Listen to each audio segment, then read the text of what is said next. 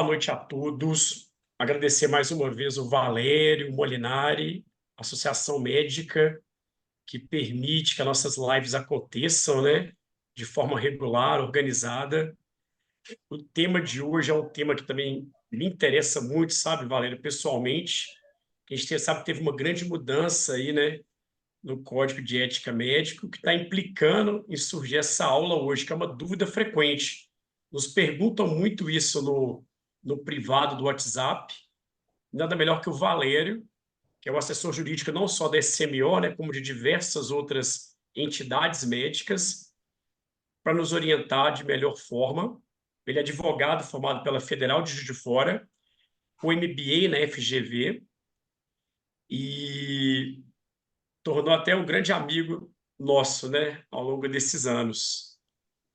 E você gostaria de acrescentar mais alguma coisa, Molinari, Ah, antes da gente sempre, começar? porque eu gosto sempre de lembrar, né, que esse SMO Talks, né, foi até um nome sugerido pelo João Neves, nosso ex-presidente, e a gente roubou, né? Então a gente ficou com esse nome para nós, e é muito interessante que a gente tenta alternar de acordo com a diretoria e com os próprios colegas, né, Conselho Fiscal, todo mundo sugere temas entre uma parte técnica, né, e uma parte científica, que é o binômio, né, que é, vamos dizer assim, a base nossa da SMO. A gente promove a defesa e a valorização profissional, simultaneamente estamos, né, fazendo educação médica continuada. Então, esse ano já fizemos o curso de visão subnormal ou baixa visão, né, que foi um show, foi excelente, um sucesso. E estamos programando para o segundo semestre um outro tema que a gente espera também que atinja grandes objetivos. E a primeira live desse semestre, como fala no card, né, no post, é o comércio e publicidade na área médica. Então passamos, né, a palavra para o nosso assessor jurídico Valério Augusto Ribeiro. Bem-vindo, Valério. Obrigado. Doutor Molinari, muito obrigado. Doutor Breno, muito obrigado por mais essa oportunidade. Obrigado a todos que nos acompanham.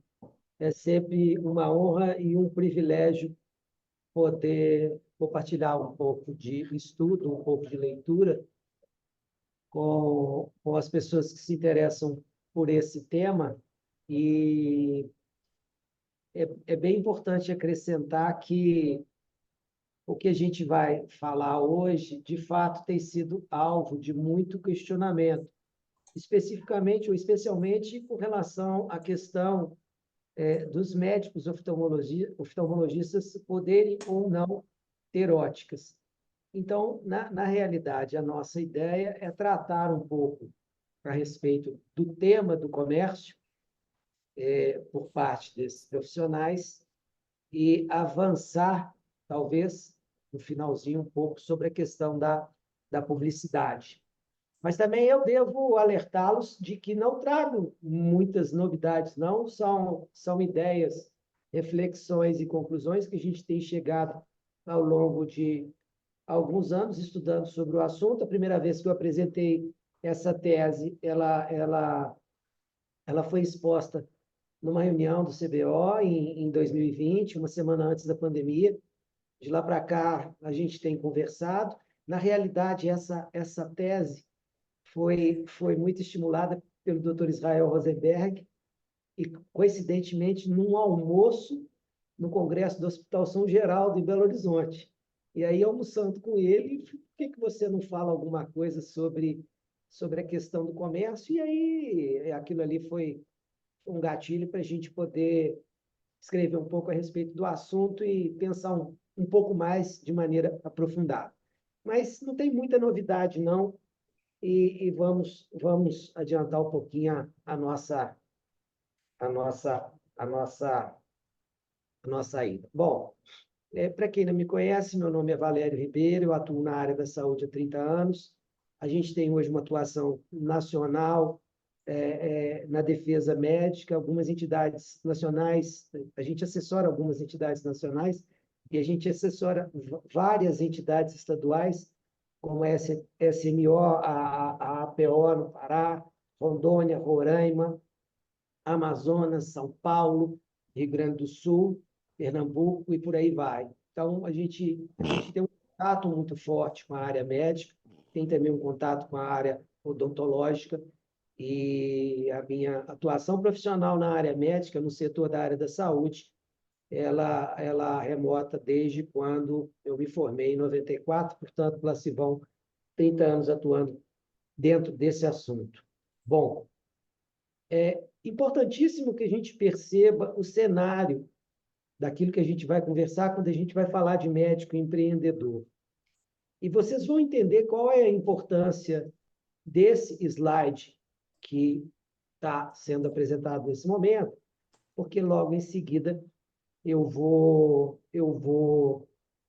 avançar com algumas críticas bem severas a respeito de o porquê que a situação do médico hoje ela está, na nossa leitura, ruim, e porque ela também pode piorar ainda mais. E eu gostaria de trazer isso como um alerta e, evidentemente, mostrar ao final alguma coisa que pode ser solução para essa situação. Bom, olha, a gente gasta hoje 9% de tudo que a gente produz em termos de produto interno bruto, a gente gasta com saúde. Então, é uma rubrica hoje que consome aí algo próximo de 900 bilhões. Eu atualizei recentemente esses números. E dentro desses 900 bilhões, a divisão dessa fatia ela está mais ou menos disposta no que a gente expôs aí nesse slide. A gente gasta aí mais ou menos uns 150 bilhões para tratar dos pacientes do sistema público. A gente gasta mais ou menos 230 bilhões para tratar hoje mais ou menos de 44 milhões de usuários no sistema de saúde suplementar, são os planos, seguradoras, autogestão e cooperativas de trabalho médico. A gente gasta hoje na saúde particular e nas entidades sem finalidade lucrativa, algo próximo aí desses 460 bilhões, e essas informações também, elas não são tão simples de serem colhidas, mas a gente procura contextualizar de acordo com aquilo que a gente vai anotando ao longo do desenvolvimento dos estudos. E a gente hoje gasta mais ou menos algo próximo de 100 bilhões em medicação, em consumo de medicamentos.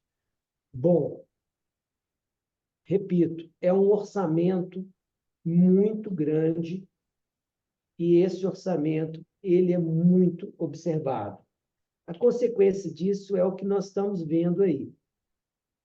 Se a gente observar de maneira atenta, a gente está vendo aí o paciente no centro desse ciclo, a gente está vendo várias entidades e vários atores que participam desse mercado chamado mercado de saúde, e ali na visão intermediária eu coloco a posição do médico.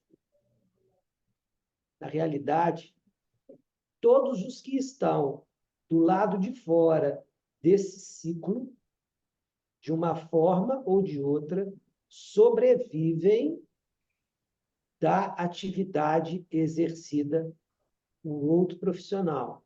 Qual profissional? O médico. Ali nós temos os atravessadores da mão de obra, ali nós temos o próprio Estado e as autarquias dos conselhos de classe, ali nós temos as faculdades, ali nós temos as indústrias farmacêuticas e as indústrias de OPMS, ali nós temos as operadoras de planos de saúde, e é nesse cenário que o médico hoje exerce a sua profissão e que vem sendo sistematicamente depreciada ao longo dos anos. Percebam que no canto esquerdo superior eu tenho alguns tópicos a comentar, e se a gente resolvesse falar especificamente sobre esse slide, talvez a gente ficasse aqui por pelo menos uma hora e meia para poder descrever isso. Mas eu vou dar um ou outro pequeno exemplo de como que a situação está crítica. Os senhores já devem ter ouvido falar nas chamadas juntas médicas. e juntas odontológicas. Para dar um exemplo de como isso funciona, as operadoras de planos de saúde, há um tempo atrás, iniciaram um movimento para criar a chamada segunda opinião. E, segundo elas, a segunda opinião seria muito importante porque ela melhoraria a qualidade assistencial. Mas por que melhoraria, doutor Descarlos? Oi? Acho que o seu áudio está aberto. Ai, é porque está dando um delay para mim. Bom, mas por que melhoraria a qualidade assistencial? Porque, segundo as operadoras, ao se pedir uma segunda opinião, você teria um reforço na análise técnica do atendimento assistencial destinado ao usuário das operadoras de planos de saúde, da saúde suplementar. Bom, em tese, é até que um mecanismo muito bacana, mas o que a gente percebe hoje é que a destinação é totalmente diferente. E eu explico. Vejam bem uma coisa: todas as vezes que é instaurada uma junta médica, a primeira coisa que vem na cabeça do paciente é perguntar: uai, mas por que criaram ou por que instauraram uma junta médica com relação ao meu atendimento? Você, de cara, gera uma dúvida no paciente, no sentido de que o paciente não está sendo atendido, ou pelo menos alguma suspeita se desenvolve na cabeça desse paciente. E aí pensem comigo o seguinte: eu dou um exemplo de um profissional qualquer, o médico X, que tem uma junta instaurada, e daí a pouco eu encontro, né? Ele é meu médico, e daí a pouco eu encontro com um outro amigo, que é paciente dele também, e esse outro amigo fala: ah, eu estou lá com o doutor X. Fala: pois é, eu também estou lá. E para minha surpresa, foi instaurada uma junta médica, achei estranho isso. E o meu amigo fala: ué, mas para você também foi instaurada? Para mim também.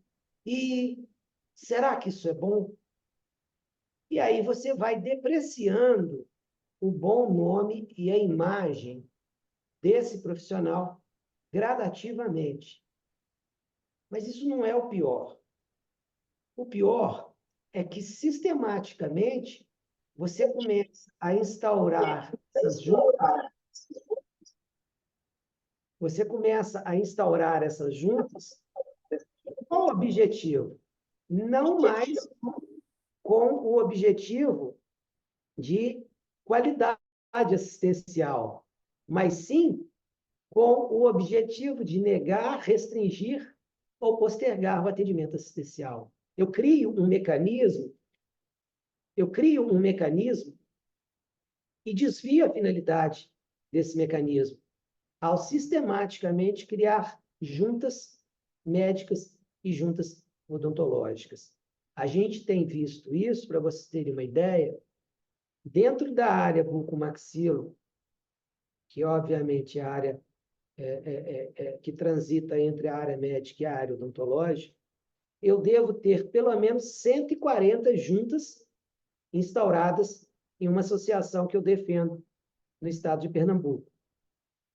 Para vocês terem uma ideia, em 140 juntas, eu não tenho nenhuma que sugere, propõe a melhoria da qualidade assistencial ou o aumento dos materiais ou uma abordagem que tenha uma eficácia maior.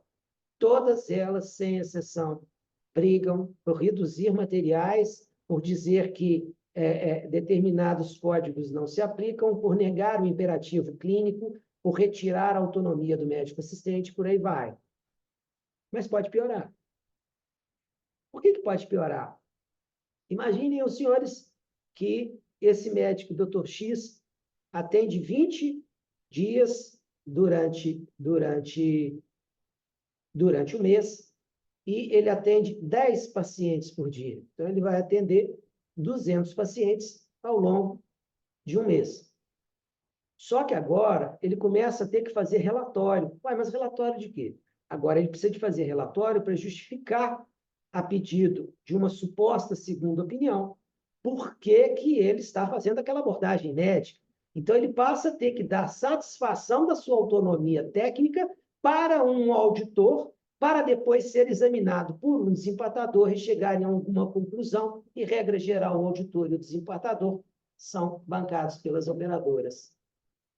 Bom, cumprido todo o ciclo, ao final aí de 30, 60 dias, se tudo der certo, o paciente vai ser tratado ou operado, ou seja lá o que for, o seu atendimento, o atendimento que ele precisa. Só se vocês pararem para pensar que o médico começa a preencher 1 hora a 2 horas de relatório por dia, só com essa medida eu tirei esse médico durante 20 horas por mês do atendimento assistencial. E, na verdade, o que eu fiz? Eu, operador, eu gerei uma redução do meu custo assistencial sem ninguém perceber. Então, sob a falsa veste de uma segunda opinião para a melhoria da qualidade assistencial, eu criei mecanismos restritivos de atendimento e criei mecanismos que fazem com que o médico se desvie da sua função principal. E qual é a função principal do médico? Obviamente, é atender e executar os procedimentos. Se ele para a sua atividade de atendimento e para a sua atividade de execução de procedimentos para preencher relatório, na verdade, está gerando uma economia para a operadora e ninguém praticamente percebe isso. É um ponto que precisa ser avaliado com uma certa urgência. Eu vou dar um segundo exemplo e vou parar por aí para passar para o próximo slide, que é a questão da remuneração médica. A nossa remuneração hoje, regra geral, ela funciona pelo sistema fee-for-service, que é o conta aberta, que é o pagamento por serviço. A operadora contrata o prestador estabelece juntamente com a operadora quais procedimentos que ele está autorizado a fazer e qual o valor que a operadora vai ter que desembolsar assim que ele fizer o procedimento. Pois bem, regra geral, o paciente consulta e ele indica qual é o tratamento que vai ser executado, faz o tratamento e ele recebe pelo valor. Eu, particularmente, depois desse tempo que eu tenho de atuação, não vejo um modelo mais honesto que o fee-for-service. Nós estabelecemos previamente com a operadora o que ela quer que eu faça, o que ela quer que eu atenda, quais são os códigos que eu vou atender e qual o valor que eu vou ser remunerado. O paciente me consulta, eu peço à operadora a permissão para atendê-la, a operadora autoriza e ela tem que me pagar. Não é isso que acontece. As glosas parametrizadas, por exemplo, são uma avaliação negativa do que a gente está afirmando. Mas o modelo fee-for-service ele tem sido muito atacado. A gente tem outros modelos, que é o modelo bundle, que é por ciclos de cuidado, você vê muito lá na oncologia, né? Você vê o modelo de pagamento por performance, que na verdade é o fee-for-service melhorado, né? E você vê o pior deles, na minha opinião, que é o chamado capitation. E olha que curioso o que acontece com o modelo capitation. O modelo capitation, a operadora contrata, por exemplo, uma determinada clínica oftalmológica para tomar conta de toda a demanda visual da carteira de vidas da operadora. Vamos supor, a operadora tem 100 mil vidas, paga lá 50 centavos por vida e o prestador vai receber 50 mil reais por mês, mas vai tomar conta de toda a demanda oftalmológica de 100 mil pessoas. Para o prestador, ele se sente muito seduzido, porque, oba, vai entrar 50 mil reais todo mês no meu caixa. É interessantíssimo. Só que quando a operadora faz uma sugestão dessa, ela já sabe que ela gasta muito mais do que os 50 mil reais. Então, o que ela está fazendo, na realidade, é empurrando a sua sinistralidade para o prestador. E o prestador começa a atender lá para o dia 1º, né? Opa, 50 mil e tal, tá bacana, dia 5, Dia 10, dia 15 está jóia. Lá pelo dia 20 ele começa a perceber que ele não vai dar conta, porque ele vai gastar mais. E aí ele começa a fazer o quê? Ele começa a tirar o pé e começa a jogar a alta complexidade para o mês seguinte, para o mês seguinte, para o mês seguinte, e aí ele traz para si o risco da operadora.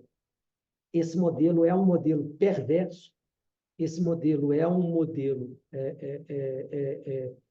que impõe ao prestador que ele seja cruel com relação à escolha de quem vai ser atendido ou quem não vai ser atendido, e, logicamente, que ele visa a redução de custo assistencial por parte daquele que tomou o serviço, que é a operadora de plano de saúde.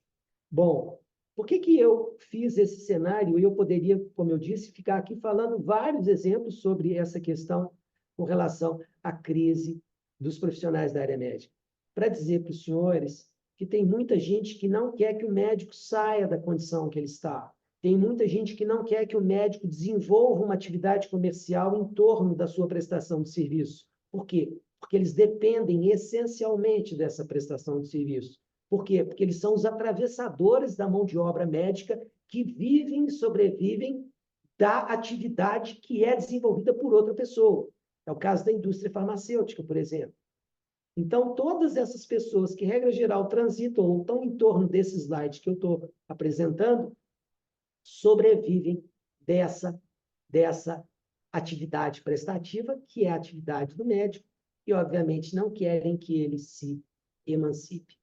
Bom, feitas essas considerações iniciais, agora eu entro no problema do empreendedorismo. Bom, vamos lá. Primeiro de tudo, é preciso entender o seguinte: existe um preceito ético hoje, e esse preceito ele já é antigo, ele está não só no Código de Ética Médica, mas ele também está nos decretos 20.931 de 32 e 24.492 de 34, especificamente aqui no nosso caso, com relação à questão do porquê que o médico oftalmologista não pode ter ótica. Curioso é que não é só o médico, não, é o médico e a esposa dele. Por que eles não podem ter ótica? Porque na visão do Conselho Federal de Medicina e na visão até do próprio legislador da década de 40, na década de 30, de 32 e 34, eles entendem que se o médico puder ter ótica, ele vai abusar da sua condição para querer vender mais ótica, mais óculos, porque ele vai também ganhar em cima dessa atividade. Pois bem, o preceito ético parte do pressuposto de que ele não pode ter o interesse na prescrição. Esse é o modelo tradicional. E o modelo que eu tenho analisado, ele é disruptivo sobre esse aspecto. Ele muda o paradigma. Mas eu não mudo o paradigma porque eu estou querendo mudar. Eu mudo o paradigma porque a lei mudou da década de 30 para cá. E eu explico. Todas as vezes que eu digo para os médicos, vocês não podem comercializar os produtos que vocês apõem na sua atividade, porque senão vocês vão ter interesse, porque senão vocês vão abusar. E eu pergunto aos senhores, uai, será que todas as pessoas, todos os médicos são desonestos? Aí vocês vão responder, obviamente que não, tudo bem. Mas o conceito inicial do Conselho Federal de Medicina é que todos são, porque eu já impus a eles uma vedação para dizer para eles que vocês não podem, porque se vocês puderem e eu liberar, eu conselho, vocês vão abusar. Agora vejam que interessante. Desde a Constituição de 88, para citar um exemplo, nós temos a liberdade de iniciativa.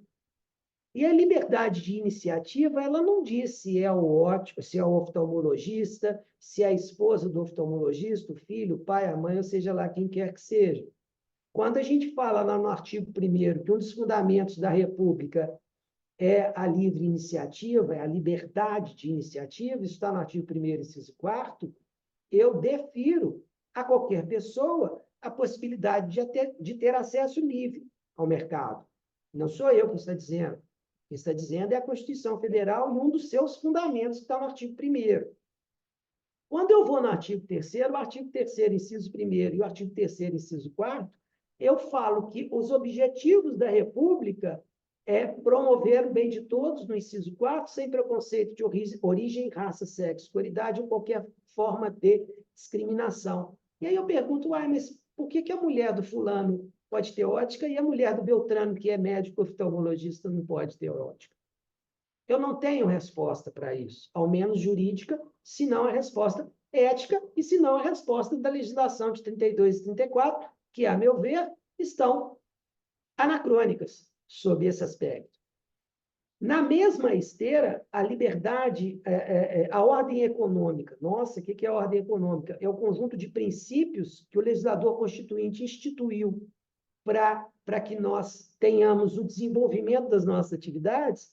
Ela fala lá que a livre iniciativa, no artigo 170, inciso 4º, é deferida para qualquer pessoa. Bom, vamos sair um pouquinho da Constituição Federal e vamos chegar no Código de Defesa do Consumidor. O Código de Defesa do Consumidor é de 1990, Constituição de 1988. O Código de Defesa do Consumidor é a Lei 8.078 de 1990 e ele traz alguns dispositivos importantes. Hoje, nós entendemos que consumidor e paciente se confundem, entendemos que fornecedor de serviços e médicos se confundem.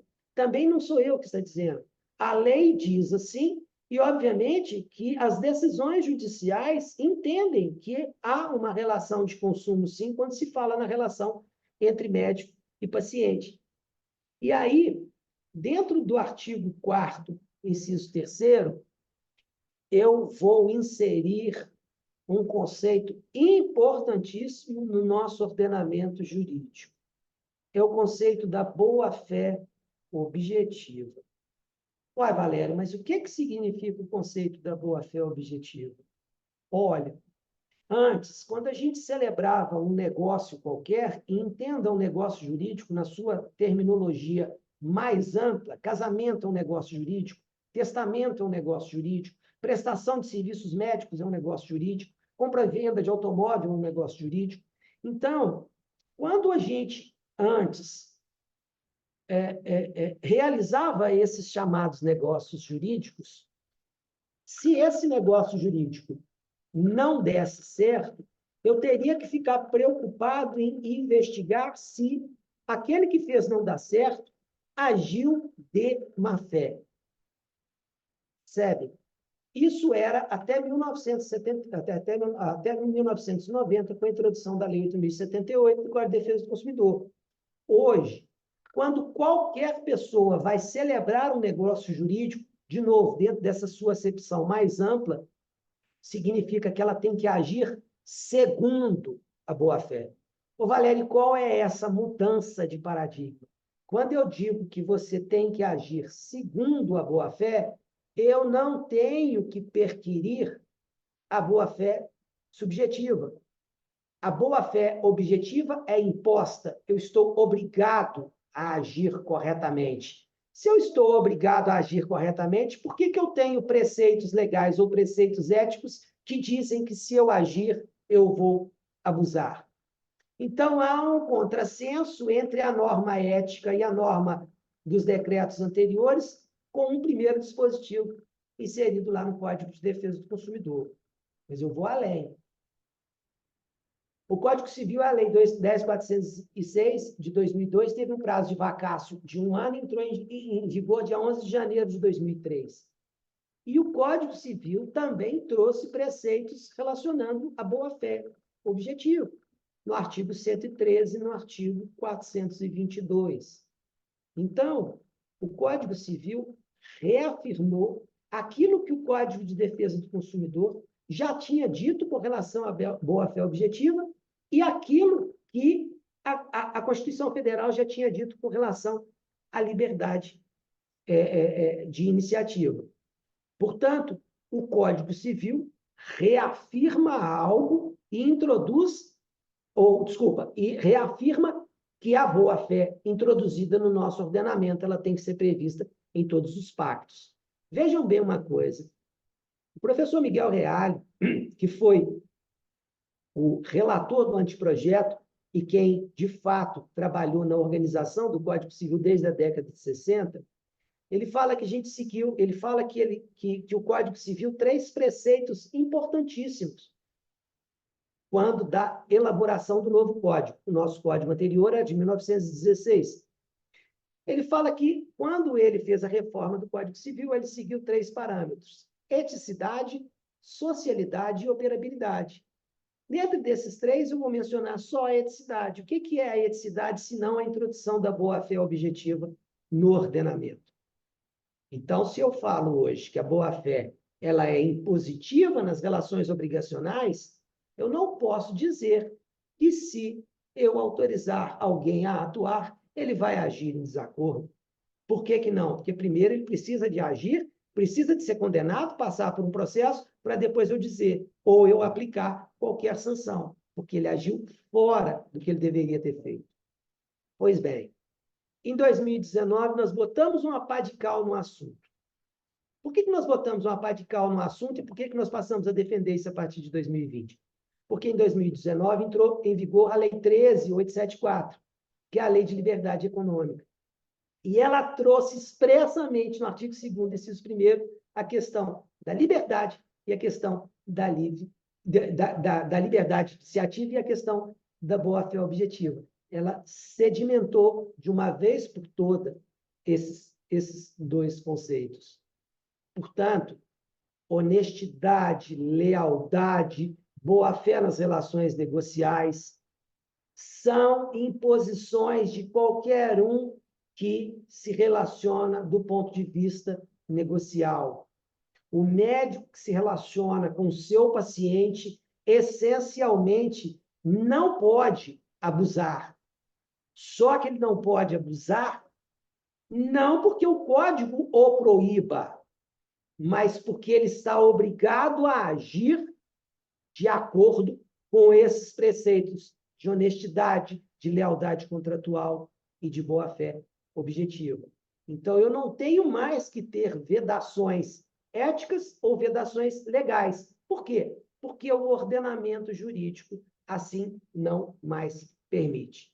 Bom, esses são os preceitos que hoje nós temos e que, de fato, fundamentam o que eu expus até esse momento. Essa boa-fé ela é imposta, nós estamos livres para exercer qualquer atividade econômica, essa minha liberdade de iniciativa é preceito constitucional, é preceito de defesa de consumidor, é preceito de Código Civil e é preceito da Lei de Liberdade. Ética e legalidade caminham juntas. Eu não posso ter a ética descrevendo uma circunstância e a legalidade descrevendo outra. Vou além.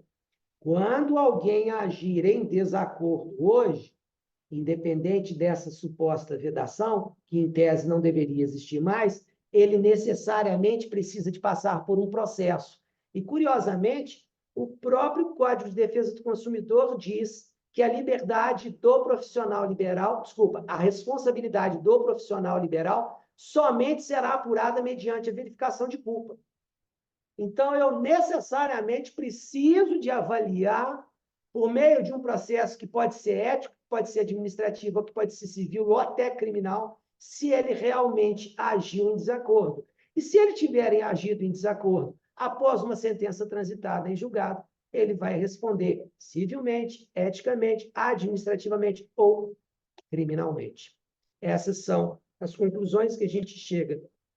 E aí, eu não posso ter a ética se sobrepondo à lei, porque o preceito ético parte de uma resolução, e uma resolução não é uma espécie normativa que tenha o condão de revogar uma lei, e todos os dispositivos que eu mencionei, Constituição Federal, Código de Defesa do Consumidor, Código Civil e Lei de Liberdade Econômica, a Constituição Federal está no ápice do nosso ordenamento jurídico, né? E as leis ordinárias estão ali na parte intermediária. A resolução ou as resoluções dos conselhos sequer fazem parte dessas chamadas espécies normativas que gravitam em torno do que a gente chama de tecido normativo do nosso ordenamento jurídico. Bom, a liberdade é um princípio constitucional expulso.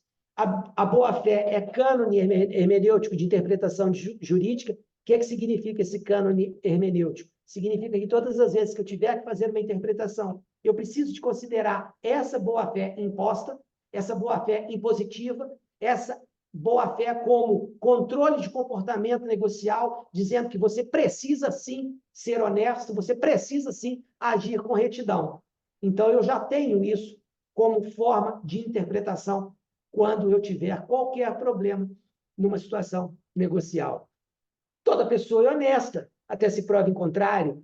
Por que eu trato todos numa vala comum dizendo que vocês são desonestos? Porque se eu liberar você de vender os seus produtos ou de vender os seus fármacos ou de vender as suas órteses e próteses, você vai abusar. Eu não posso fazer isso. O ordenamento não me permite que seja feito isso, mas o Conselho Federal de Medicina não pode nos impor ou impor aos médicos, a eles subordinados, que eles estariam vedados sob esse aspecto. Honestidade e não culpabilidade se presume. Todo mundo é honesto até prova em contrário. Todo mundo não é culpado até prova em contrário. Ninguém será privado de sua liberdade ou de seus bens sem o devido processo legal. Está dito no artigo 5º da Constituição Federal, que é um dos fundamentos também da nossa República. E as disposições contrárias à liberdade econômica deverão ser... deverão ser revistas. Por quê? Porque elas hoje estão em contrariedade ao que diz o ordenamento jurídico. A gente tem escutado muito sobre o Conselho Federal de Medicina ter autorizado aos médicos oftalmologistas, poder ter ótica. E continua em tese a ideia de que não pode haver a interação. Curiosamente, essa semana participei de uma live com 3 elementos americanos e eles falando como funciona lá. Lá você pode simplesmente indicar uma medicação sem qualquer problema. Só que você vai ter que declarar que você indica essa medicação. Então, lá, você não está vedado a assim proceder, desde que você anuncie. E aí o paciente vai ter a ciência, ou o seu cliente vai ter a ciência, de se você tem ou não interesse na venda daquela medicação. Isso funciona perfeitamente. Bom, sobre os aspectos, e aí eu encerro por aqui, pelo menos com relação a esse assunto, mas sobre os aspectos do empreendedorismo na área médica, era isso que eu teria para falar, e aí me coloco aqui à disposição para qualquer eventual questionamento, e desde já agradecendo mais uma vez ao doutor Molinari, ao doutor Breno, ao doutor Elisabeto, meu querido e grande amigo, que estou vendo aqui. Uma figura muito querida. Prazer rever um amigo. E eu estou à disposição. Muito obrigado. Elizabeth, se você Valério, quiser... O Breno, só um minutinho, porque eu acho que ele não sim. está sabendo que mudou, né? Se você quiser abrir o seu microfone, você pode falar, né? Quando lhe aprouver. Acho que é porque ele não pegou esse item, né? Você abriu o seu Verdade, microfone. não. Ô, Valério, mas eu te agradeço muito e eu estava com algumas dúvidas que eu queria que você desse uma pincelada, se possível, sobre o que também mudou na questão da publicidade médica. Às vezes fazer um apanhado breve sobre esse tópico também. Então, Breno, na verdade, as vedações e as proibições, elas estão hoje na resolução 2336, né? E assim, para citar pelo menos 3 exemplos, hoje você pode fazer uma publicidade apresentando o seu paciente, desde que você preserve a identidade, né? Essa seria uma situação. Uma outra situação que tem sido muito questionada é a questão de você anunciar o título de especialista ou não. Se você tem o RQE, você pode anunciar o RQE. Se você não é especialista e é pós-graduado, você tem que anunciar, mas você vai ter que dizer embaixo, não especialista. E aí tem uma discussão muito grande em cima disso, né? E já tem até liminar discutindo a suspensão desse ponto da legislação. O certo é que o que a gente percebe na resolução nova, doutor Breno, é exatamente a preocupação do Conselho Federal nos avanços em termos de, principalmente, mídias sociais e, por que não dizer também, em termos de telemedicina. As mídias sociais é uma terra sem lei. Então, o que a gente tem visto hoje de publicidades muito, muito, muito atípicas, né? Algo assim, né? E ali é difícil você controlar, porque ali você está aberto para o mundo e todas as pessoas vão te observar, enfim. Mas eu acho que a preocupação do legislador ético, né, do legislador do Conselho Federal, foi dar um pouco mais de regulamentação. A resolução antiga era 1974, de 2011, era dar um pouco mais de regulamentação sobre esses aspectos, sobre esses aspectos, preservando um pouco mais, né, em tese, essa liberdade, e tomando um pouco ali de cuidado com o que pode e com o que não pode. Mas, aparentemente, é isso.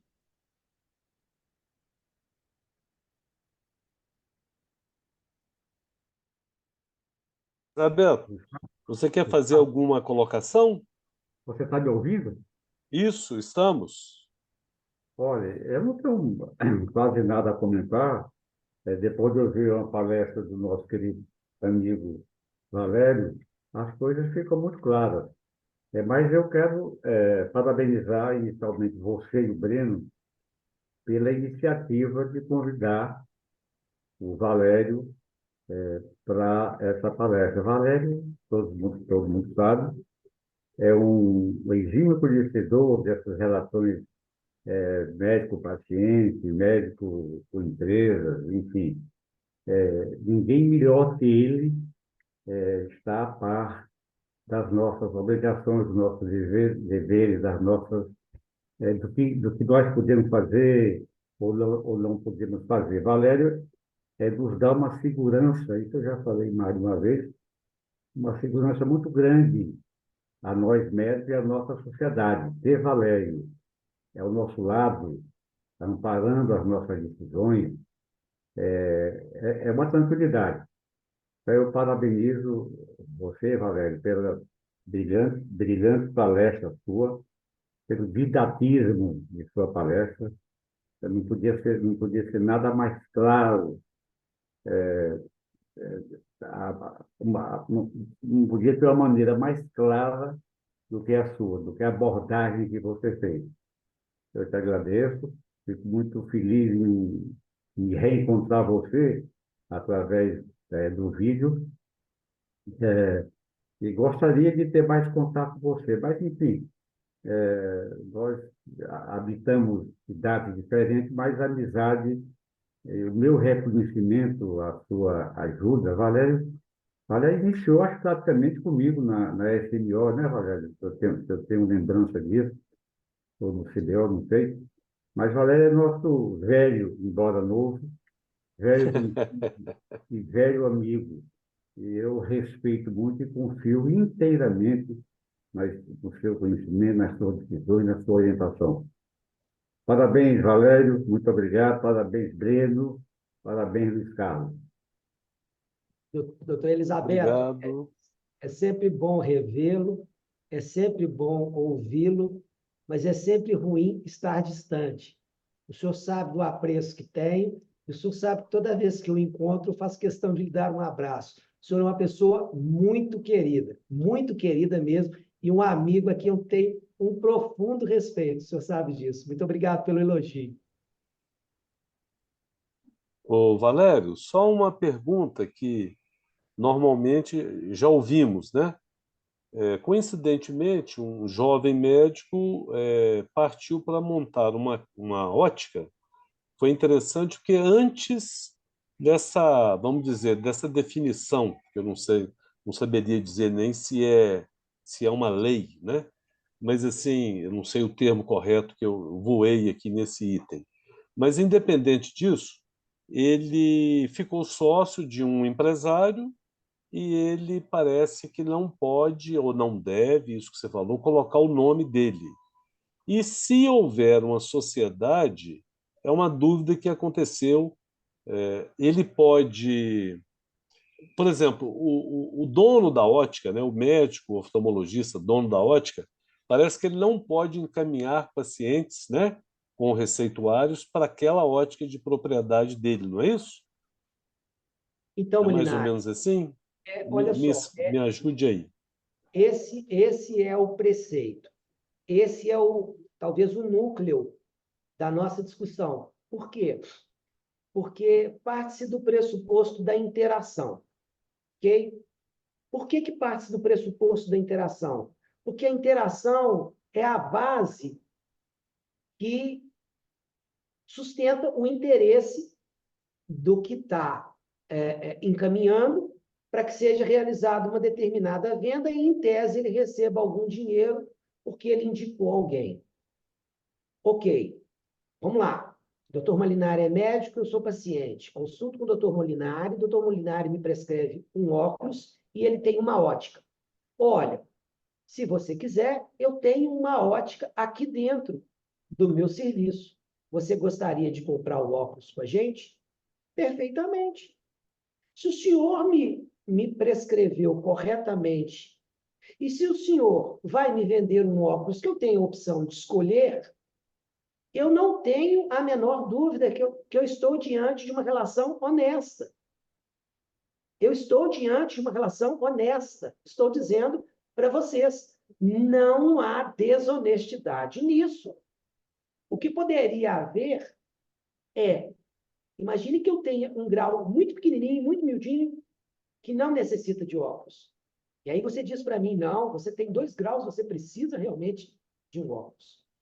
E aí eu já parti do pressuposto de que a nossa relação não foi saudável. Por quê? Porque você teve o interesse de me dar uma prescrição médica errada para você vender um óculos que eu vou comprar dentro do seu estabelecimento.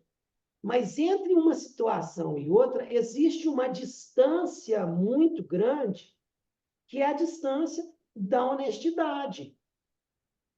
Por que se eu tiver a possibilidade de ser honesto, eu não posso ser honesto? Eu não posso ser honesto porque alguém disse que se eu puder ser honesto, eu posso abusar. Isso não faz sentido. Ao menos dentro hoje do nosso ordenamento jurídico, eu não posso impedir que você seja honesto. E você pode me prescrever um óculos sendo honesto, e desde que você não diga para mim, eu só vou prescrever se você comprar na minha ótica, que aí eu estaria fazendo uma venda casada, eu só te atendo se você comprar comigo. Isso não pode acontecer. A gente já combateu muito mutirão de óculos, por exemplo, que a receita era segurada. Lembra disso? Por que a receita era segurada? Porque eles queriam que fizesse a compra com quem? Com alguém envolvido nos atendimentos coletivos. Eu não posso fazer isso mais. A lei não permite que mais assim seja. Aí você me pergunta assim, Valério, mas e se fizer? Se fizer, você vai responder por isso. Se você me prescrever uma lente errada, de uma maneira intencional, agindo realmente de forma ilegal, eu vou lhe processar para eu ter os meus direitos protegidos. Percebe? O problema é que quando eu entendo que se você tiver essa possibilidade de ser honesto, alguns agirão de maneira desonesta, eu jogo todo mundo na vala comum, proibindo a todos e impedindo o Molinari, que é honesto, de atuar regularmente dentro da sua atividade. Agora, lembra do que eu comecei falando aqui no início? Tem muita gente dizendo que esse paradigma não pode mudar. Ou tem muita gente não querendo que esse paradigma mude. Será por quê? Será por que tem muita gente que não quer que o médico passe a comercializar os seus produtos? E aí a gente vê um segundo problema importantíssimo, que é um monte de gente, ou um monte de profissional, ou um monte de conselho invadindo o ato médico. Percebe? Então, eu estou dentro de um problema de uma maneira unitária, eu estou dentro de um problema de uma maneira individual, mas por trás desse problema eu tenho todo um contexto que está muito mais que é muito mais amplo do que simplesmente uma questão ética envolvendo o paciente Valério com o médico Dr. Molinari. Existe todo um contexto econômico que gira uma cifra bilionária que diz, não, você não pode, porque se você puder, você vai abusar. E a gente precisa de brigar um pouco contra isso. Por quê? Porque a gente precisa de quebrar o paradigma. O Ricardo Gama apresentou uma pergunta, mas ele pode abrir o microfone, Ricardo, caso você queira, viu? Você fica à vontade. Eu tô, eu Porque tô, eu tô um lendo a, colega... Não entendi, desculpe. eu tô lendo a pergunta dele aqui, está muito Ótimo. para mim. Então tá. Doutor Ricardo, eu vou ler a pergunta e logo em seguida eu respondo, ok? Boa noite, tenho uma dúvida, foge um pouco do assunto, mas estamos lidando com atendimentos do tipo mutirão de consultas, ao qual uma pessoa médica atua num contrato com prefeituras, mas tem uma equipe de optometristas por trás realizando atos médicos. Levam uma barraca de ótica e enviam o paciente para esse único estabelecimento. Como combater esse tipo de irregularidade? Se por acaso fugir do assunto, favor ignorar. Doutor Ricardo, não foge em absoluto e agradeço a intervenção, porque nos dá a oportunidade de esclarecer um pouco mais sobre isso. Muito obrigado. Olha só, nós estamos diante de um atendimento que, em tese, ele é irregular. Todas as vezes que a SMO ou as entidades que a gente assessora recebem esse tipo de denúncia, imediatamente a gente oficia as autoridades. Quais autoridades que a gente oficia? Normalmente a gente oficia Ministério Público, Delegacia de Polícia, Vigilância Sanitária, Secretaria de Saúde, Câmara Municipal e Vigilância, Câmara e por aí vai. O que são esses ofícios que a gente faz? A SMO, como essas entidades que a gente representa, elas não têm o poder de fiscalização, mas a gente tem o poder de receber uma denúncia e encaminhar para as autoridades. Essa semana passada, agora, eu recebi no estado do Pará, uma denúncia numa quinta-feira sobre um atendimento coletivo que ocorreria na sexta e no sábado. Na sexta-feira, eles já estavam lá verificando. E o que acontece? Normalmente, esses atendimentos são realizados em locais inadequados, com, regra geral, venda casada, ou com interesse de capital político, né? E normalmente tem um político por trás disso, e, regra geral, sem autorização sanitária. Então, a SMO, ou as entidades, elas têm o papel de fazer o quê? Provocar as autoridades, essas sim detentoras do poder de polícia, para que elas para que elas se dirijam em loco e verifiquem se, de fato, o mutirão está sendo ocorrido de maneira regular. O senhor me faz uma pergunta pontual aqui com relação à equipe de optometristas. Nós temos hoje uma discussão muito grande, principalmente depois da DPF 131, em que Sua Excelência o ministro Gilmar Mendes modulou os efeitos da primeira decisão que ele tinha dado, após o embargo de declaração do ministro Eduardo Cardoso, e essa modulação foi decidida por 11-0 dos ministros, permitindo que optometristas de curso superior, ou dizendo que optometristas de curso superior não estariam incluídos nas vedações dos decretos de 32 e 34. Bom, esse é o contexto, e dentro desse contexto, a gente tem tido decisões das mais variadas. Mesmo depois da DPF, mesmo depois da modulação do ministro Gilmar Mendes, a gente tem tido liminares e decisões a favor do optometrista de curso superior e liminares e decisões contrárias aos optometristas de curso superior. Então, isso definitivamente não está sedimentado e isso é uma guerra que vai ser travada ao longo de alguns anos até que isso seja, de fato, sedimentado. Então, no primeiro momento, fazer atendimento em uma barraca, com ótica envolvida, com optometristas fazendo atendimento como se fossem médicos, na minha opinião, é irregular e carece de uma fiscalização pronta. E aí, a sugestão que eu lhe dou é que encaminhe essa sugestão para nós.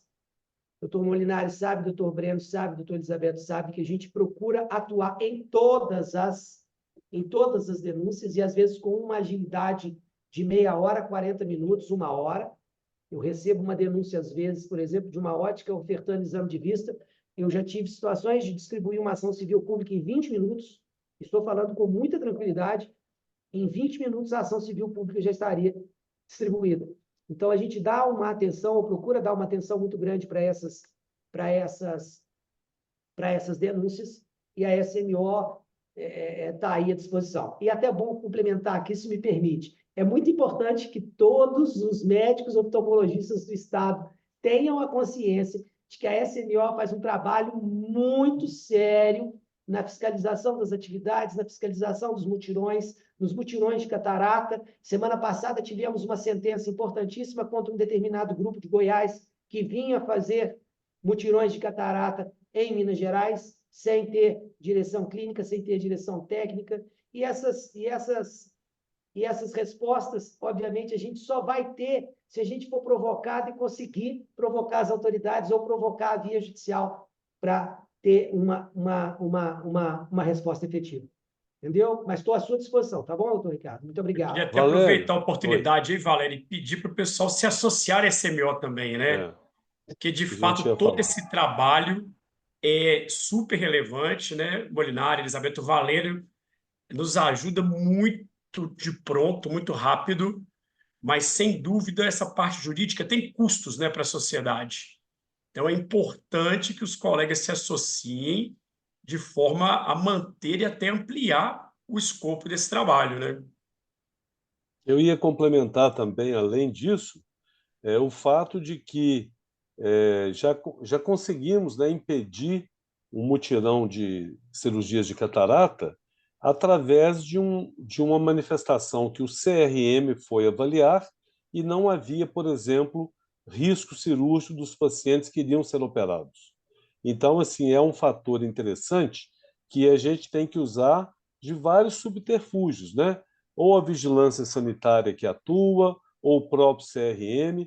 Nós temos que encontrar, e o Valério faz isso muito bem, a gente tem que encontrar os furos do esquema do inimigo, vamos dizer assim, no bom sentido. Mas é o inimigo da população, né?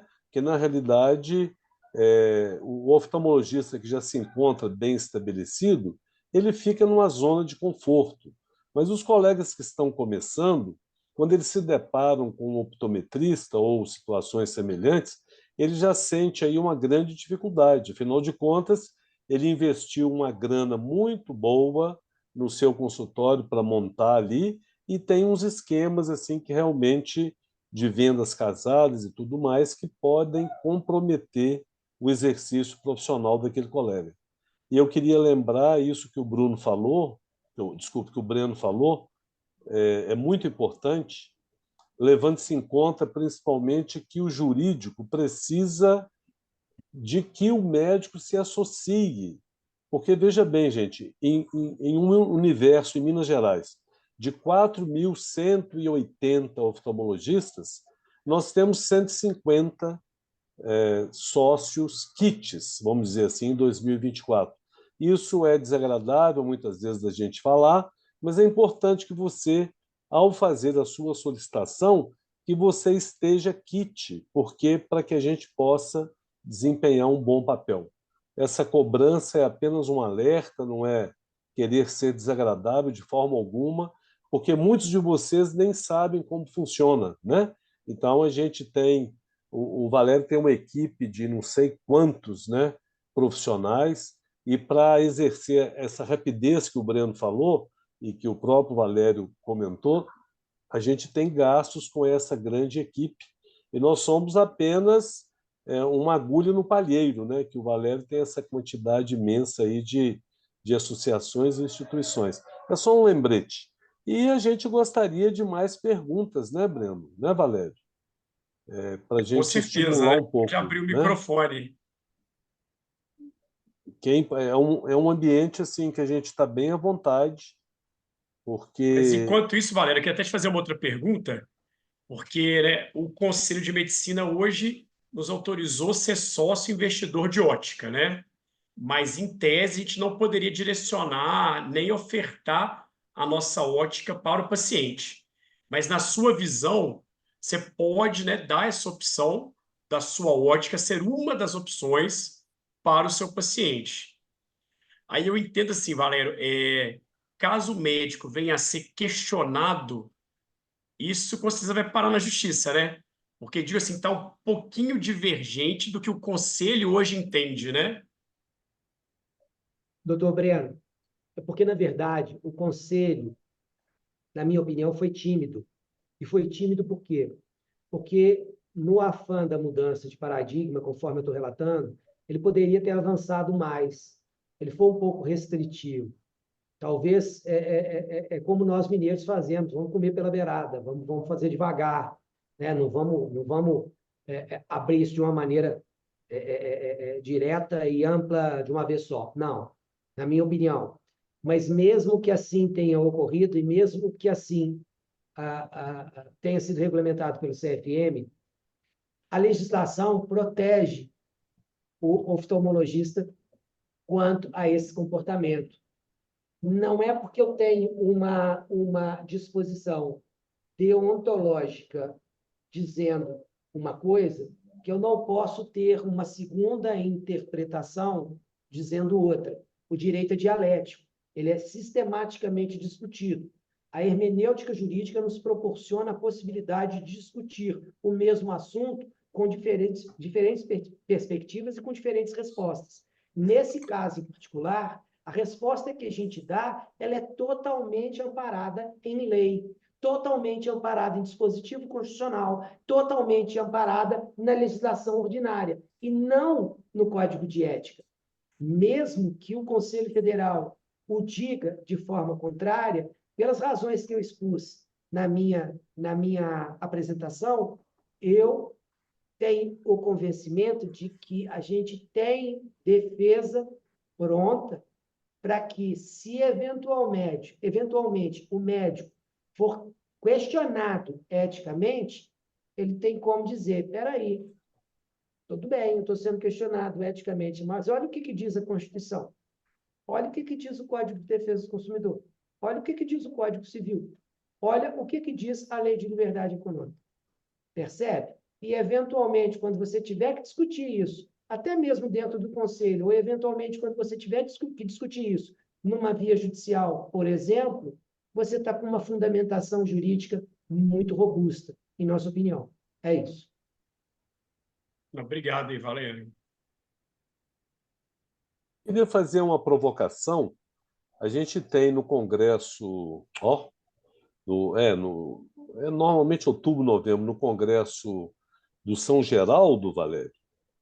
Todo ano você é convidado, juntamente com o CBO, e o São Geraldo abre, né, esse espaço para a gente ficar, e é sempre, os assuntos são esses, né, de defesa e valorização profissional, e por que existe uma baixa presença ou frequência dos colegas. Hoje, por exemplo, né, nós estamos aqui variando entre 13, 14, né, não mais do que isso, contra outros que já tivemos aí 90 presentes, né, participantes. E é um assunto que todo mundo tem dúvida, todo mundo carece de informações, a maioria de nós não domina. E por que a gente não solicita essa ajuda, não participa, não comparece? O que você acha? Existe um temor da pessoa se expor, por estarmos, às vezes, em grupos, né? Eu não consigo entender. Esse ano que passou, nós tivemos lá 2 ou 3 oftalmologistas na sessão, né, Breno? É uma coisa sempre muito pobre, né? E a gente oferece esse espaço. O que você acha, Valério? Doutor Molinari, isso não é uma condição do assunto X ou do assunto Y, mas talvez um pouco do ser humano mesmo. As pessoas são um pouco, em tese, acomodadas, porque elas acham que aquilo ali não vai fazer diferença ou não vai afetá-la. Outro dia eu falei na Sociedade Paulista de Medicina, Associação Paulista de Medicina, em Campinas, e falei exatamente sobre esse tema. E falei aqui na Sociedade de Medicina e Cirurgia de Juiz de Fora, também sobre o mesmo tema. Na Sociedade Paulista, a gente tinha uma quantidade razoável de inscritos, apareceram lá, acho que 30. E aqui, na minha cidade, Juiz de Fora, a gente tinha 90 pessoas inscritas, ou talvez um pouco menos, e apareceram 25 pessoas. As pessoas não se movimentam muito, sabe? Até o dia que elas realmente percebem que aquilo as está afetando do ponto de vista financeiro. E é uma questão financeira. Você tirar alguém de casa, por exemplo, para ir numa entidade, para assistir um advogado falar sobre um assunto que não é da sua área de atuação, é algo, eu diria, até, sob certo aspecto, inglório, porque a pessoa vai pensar, mas o que eu vou lá assistir? O que eu vou lá? Por que eu vou lá? Por que eu tenho que ir lá? Olha, como eu lhe disse, como eu iniciei aqui, eu tenho 30 anos que eu lido com a área médica. Na área de defesa coletiva profissional, mulher, tem 15. E quando eu comecei a fazer defesa coletiva profissional, era muito mais difícil, porque você precisava de convencer as pessoas que às vezes não sabiam nem o que era prerrogativa profissional. Hoje as pessoas já têm um pouco mais de conhecimento. E não adianta você querer combater o seu inimigo sem você conhecer a sua luta.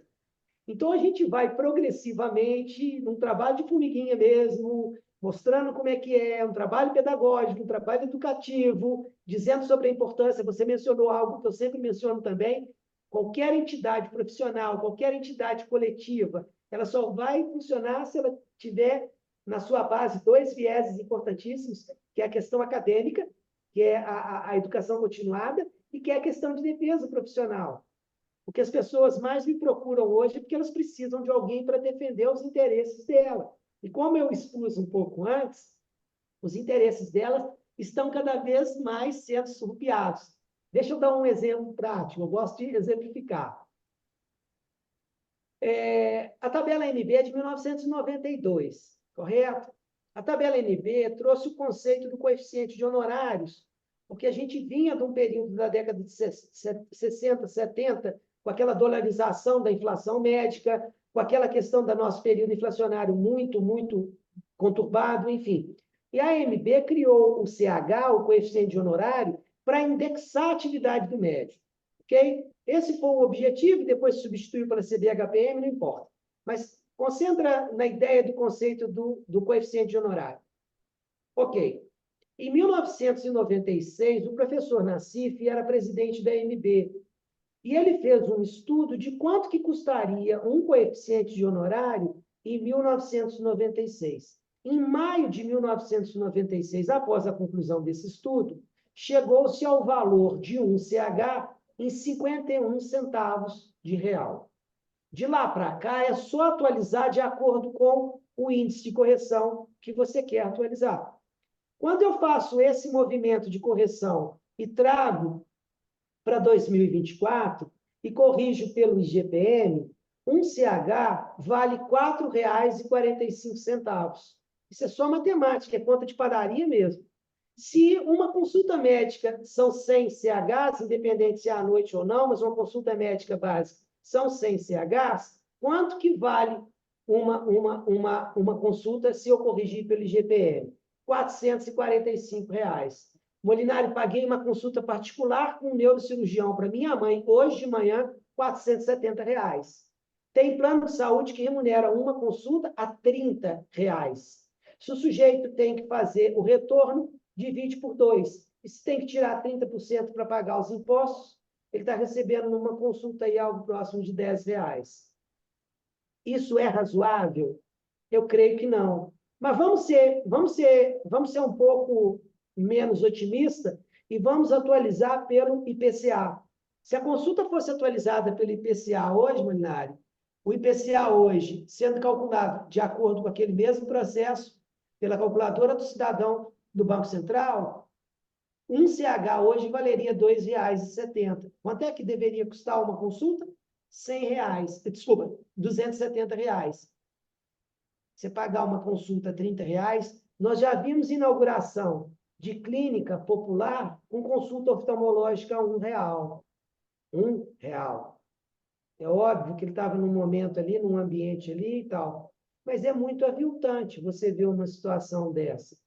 E esse é o mercado que a gente está vendo. Então, as pessoas precisam conhecer a sua luta e entender que, se elas não conhecerem e efetivamente não brigar, tem gente fazendo seminário de manhã e de tarde, de noite, para saber aonde que vão tirar um pouco mais da sua remuneração. Já percebeu que não se faz não se faz nenhum movimento para melhorar a condição do médico? Não existe. Estou falando por conversa de Brasil inteiro. Não existe. Olha, nós precisamos de melhorar a condição do médico, precisamos de melhorar a remuneração dele. Se você quiser falar de demografia médica também, eu posso falar com a maior naturalidade, com a maior tranquilidade, que eu tenho todos os números na cabeça. Mas, infelizmente, é isso. As pessoas precisam se movimentar. E a gente percebe que isso realmente não é da maneira como a gente gostaria, entendeu? Alguma pergunta, Breno? Da plateia? Acho que nenhuma outra, né? Eu não vi Não, nenhuma. por hora não tem mais nenhuma, não. Nenhuma, né? Parece que as pessoas, né, assim, estão bem tranquilas. Eu acho que eu Teve até um sinto. elogio aqui da Mariana, você viu, né? Ah, eu vi, Falou que foi bacana. tudo muito, Muito muito bem claro, né? abordado, parabenizando aqui o Valério. Bacana. Eu vi. Eu Obrigado. penso assim, sabe, que a gente tem que realmente continuar divulgando. Eu queria lembrar também que nós temos no nosso site da SMO, você vai poder depois assistir a essa reunião e quem perdeu poderia lá consultar, e assim como vários outros temas, né, que nós temos lá já colecionado ao longo desses anos, né? Várias reuniões, várias discussões científicas, né? Mas realmente eu imaginei, eu acho que todos nós imaginamos que hoje a gente teria uma frequência um pouco maior vamos dizer assim, né, pela juventude, né, pelo tempo que é muito pequeno aí das dúvidas, né, relacionadas a essa mudança das óticas, né? Mas parece que isso não mexeu muito com o pessoal. Ou então continuamos ainda um pouco tímidos, né, em relação a isso. Aí eu queria saber o seguinte: o Elisabeto está pretendendo montar uma ótica ou não? Brincadeira, viu, Elisabeto? Eu sei que é. Você está tão longe disso, né? Que é uma coisa que nunca pensamos, né? Nunca nos preocupamos com isso, né? E Eu você é um estou, formador de opinião e a gente gosta de ouvir sua opinião aí, né? eu estou muito longe, Balizada. Maurinho. Oi? Realmente, eu estou muito longe de pensar nisso. Mas eu gostaria também que os colegas, todos, colegas, meus amigos, estivessem também longe de pensar nisso. Eu acho que o médico deve ser estritamente médico, não se envolver com nada mais além de sua medicina. E já é muita coisa. Já prestamos um serviço extraordinário à saúde pública e, além disso, nós devemos ser um exemplo para todos, para os colegas. Cada um colega deve servir de exemplo. Olha, eu acredito profundamente no médico. Eu sou um fã de primeira ordem de médico, de qualquer médico. Eu acho que o médico não erra, pelo menos nunca erra intencionalmente. Se o médico comete algum desvio, alguma coisa condenável, não foi por intenção. Não, absolutamente o médico não erra, não comete deslize intencionalmente. O médico, para mim, é uma figura inatacável. Inatacável. Bom, Elisabeto, só te interrompendo, porque em cima disso aí, eu me lembro quando eu fui conselheiro do CRM de Minas Gerais, e a gente já era amigo há muito tempo, isso foi em 2003, 2006, a gente comentando sobre o CRM, não lembro que aspecto, você falou que o CRM deveria abrir um tapete vermelho para quando o médico lá chegasse. E eu não me esqueci disso. Você continua assim com a mesma fala, eu acho isso bacana. Realmente assim precisamos, né, ser mais valorizados por todos, né? E a gente realmente que faz, todos nós que fazemos uma medicina correta, séria, né, em prol do paciente, a gente se sente às vezes desprestigiado e muitas vezes vários colegas sendo atacados, como a gente tem visto aí, né, fisicamente, moralmente, né, assédios mil, e realmente nós precisamos de ter um pensamento como o seu. Nós temos que valorizar o profissional médico. Luiz Carlos, eu mudei. Eu não digo mais que o médico merece tapete vermelho, não. Tá? Se você não sabe, eu vou te falar. Eu mudei. Hoje, eu acho que o médico merece, além do tapete vermelho, merece uma banda de música e uma abraçada de flores. E esse é o médico que eu imagino e que, na realidade, é isso mesmo. O médico é essa figura acima, a meu ver, de qualquer suspeita. O médico é essencialmente ético e faz tudo para alcançar o bem para a sociedade. Claro, se deslizes, erros todos nós cometemos, mas são deslizes absolutamente inocentes. Não se pode, a meu ver, não se pode culpar o médico por nenhuma maldade.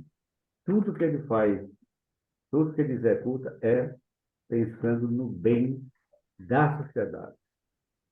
Então, eu continuo, Luiz Carlos, achando que o médico merece um tapete vermelho com uma banda de música para saudá-lo e uma abraçada de flores entregue a ele pela garota mais bonita que houver no momento.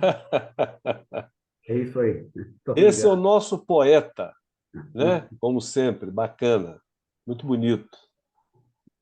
O Breno, só te lembrando aí que você sempre lembra antes de mim, hoje eu vou antecipar.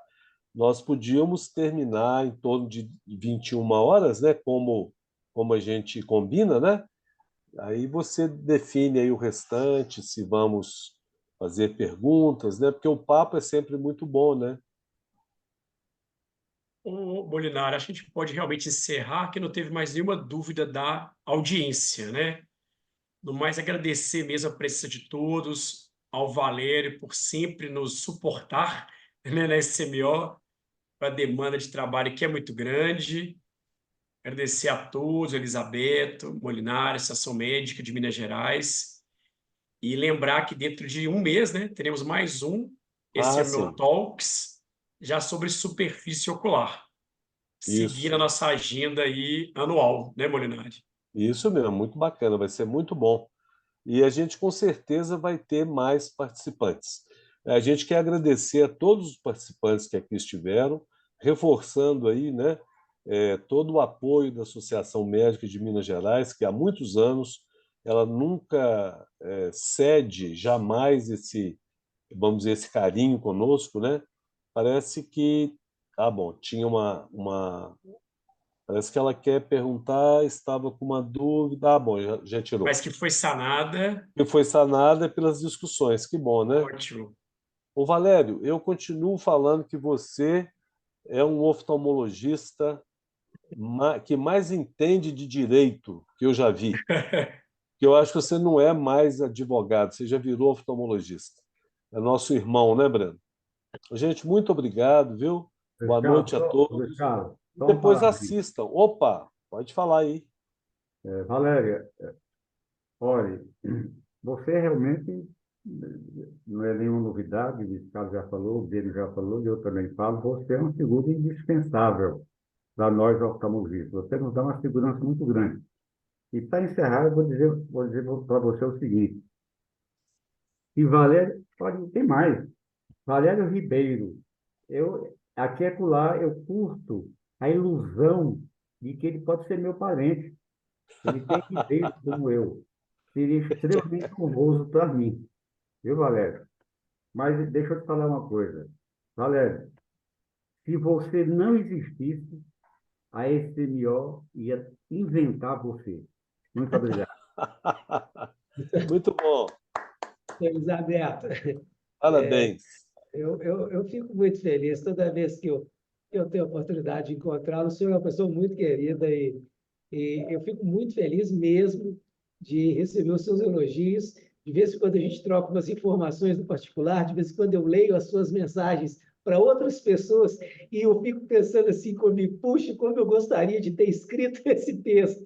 Tamanha admiração que eu tenho pelas suas mensagens e mensagens de carinho e mensagens das mais variadas. Mas eu lhe agradeço profundamente e não faltarão oportunidades para a gente se encontrar pessoalmente. Eu queria agradecer também ao Dr. Breno, nosso presidente, ao Dr. Luiz Carlos, nosso diretor, e agradecer às pessoas que nos ouviram, que tiveram a paciência de nos ouvir. É importante que vocês realmente nos ajudem a combater as irregularidades, as ilegalidades. A gente já está nisso há muito tempo, a gente já faz isso há muito tempo, a gente já conhece bem a respeito desses assuntos. E a SMO começou outro dia, e a SMO já está vitoriosa, porque já tem 150 pessoas, mas a gente ainda precisa de mais, a gente precisa de ir além, a gente precisa de capilaridade, atingir os municípios pequenos, atingir cada um dos municípios que nós temos em Minas Gerais e não são poucos, e somente com a união de todos a gente consegue. Mas eu reitero, obrigado, doutora Elizabeth, obrigado, doutor Breno, obrigado, doutor Luiz Carlos, e obrigado a todos que nos acompanharam. Boa noite.